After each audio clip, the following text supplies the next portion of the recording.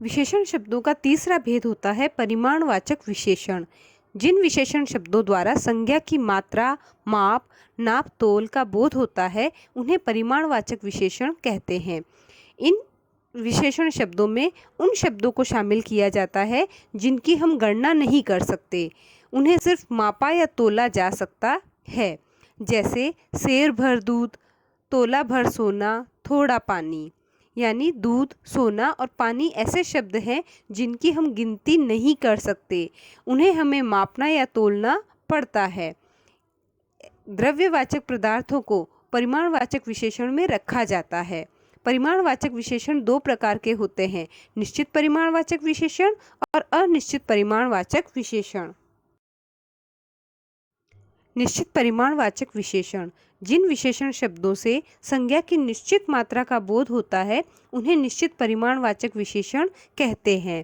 या हम यूँ कहें, जिन शब्दों से निश्चित माप तोल का बोध होता है उन्हें हम निश्चित परिमाणवाचक विशेषण कहते हैं। जैसे 1 लीटर दूध, 10 मीटर कपड़ा। यहाँ हमें निश्चित माप तोल पता चल रहा है कि कितना दूध चाहिए, 1 लीटर, कपड़ा कितना चाहिए, 10 मीटर। अनिश्चित परिमाणवाचक विशेषण। जिन विशेषण शब्दों से संज्ञा की अनिश्चित मात्रा का बोध होता है उन्हें अनिश्चित परिमाणवाचक कहा जाता है। या यूँ कहें, जो विशेषण निश्चित माप तोल का बोध न कराए उन्हें अनिश्चित परिमाणवाचक विशेषण कहते हैं। जैसे थोड़ा दूध, कुछ शहद, बहुत पानी। यहाँ मात्रा और नाप निश्चित नहीं है।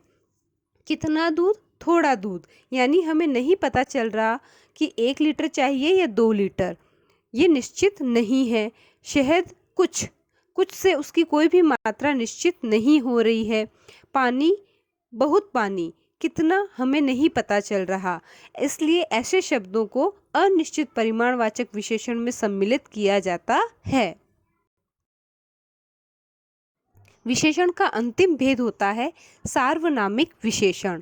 जो सर्वनाम शब्द संज्ञा के लिए विशेषण का काम करते हैं उन्हें सार्वनामिक विशेषण कहते हैं। जैसे यह, वह, जो, कौन, क्या, कोई, ऐसी, ऐसा, वैसा आदि।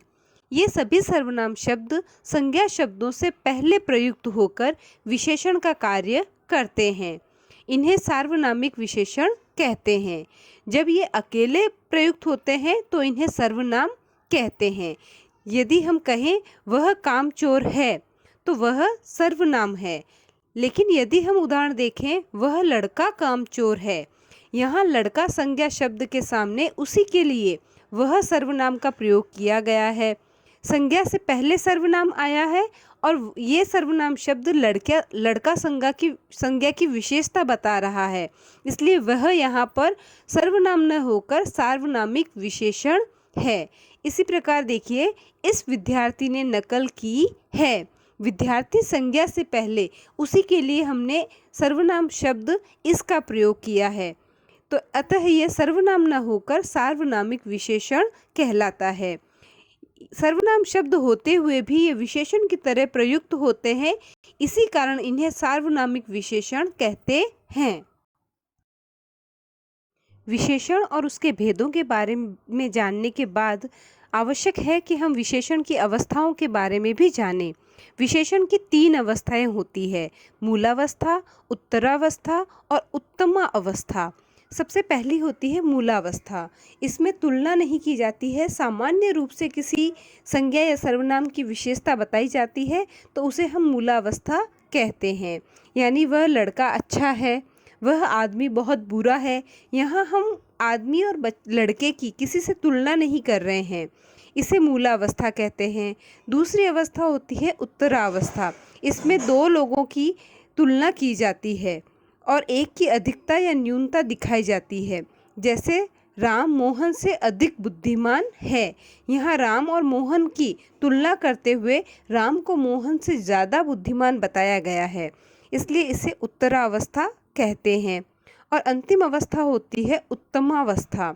इसमें 2 से अधिक वस्तुओं, भावों की तुलना करके एक से अधिक या न्यून बताया जाता है। यानी इसमें तुलना 2 की ना होकर पूरे समुदाय से की जाती है। जैसे सीता कक्षा में सबसे अधिक चतुर है।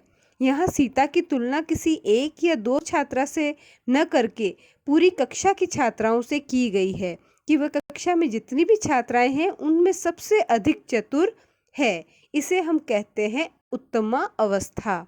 धन्यवाद।